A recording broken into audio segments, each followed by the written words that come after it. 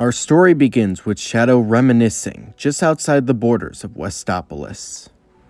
It's made clear that a few weeks have passed since the events of Sonic Heroes, and Shadow, still grappling with his amnesia, is beginning to suffer flashes. Bits of his memory keep trying to bubble back to the surface, but he still can't get the full picture.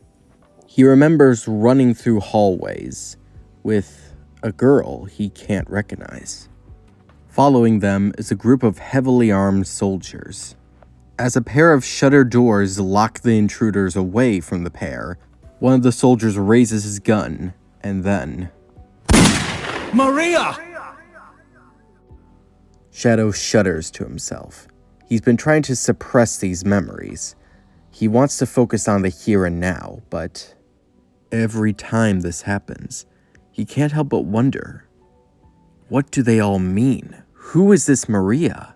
And who was he before he woke up in the doctor's lab? Shadow tries to snap out of it, reassuring himself of his own identity. No matter who I once was, I am Shadow the... Shadow pauses as he looks to the sky. Blood-red clouds begin to engulf the skyline surrounding Westopolis. Flashing lightning and booming thunder erupt from the epicenter of the storm. And as the unnatural weather reaches its climax, millions of dark monsters emerge from the epicenter. As they reach the ground of the unsuspecting city, they begin wreaking havoc in the streets. Explosions, cries of terror, and screams erupt from the city. Seeing the carnage, Shadow prepares to run in and help in any way he can, when suddenly he hears a twig snap behind him. Shadow quickly turns around to investigate, and what he sees confuses him. A young girl stands a mere 2 yards away from the ultimate life form. Though she looks notably different, she shares many of the same visual traits as these monsters. Shadow approached with caution. "Who are you?" The girl looked up at Shadow, somewhat timid. "My name is Cosmo, and I'm here to pass on the message of my father." "Your father?" Cosmo nodded as a third eye opened on her forehead.